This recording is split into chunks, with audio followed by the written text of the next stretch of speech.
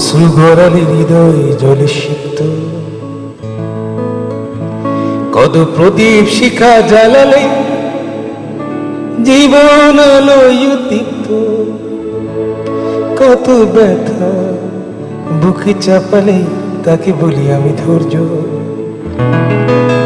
নির্মমতা কত দূর হলে জাতি হবে নির্লজ্জ। আমি চিৎকার করে কাঁদিতে চাহিয়া করিতে পারিনি চিৎকার। আমি চিৎকার করে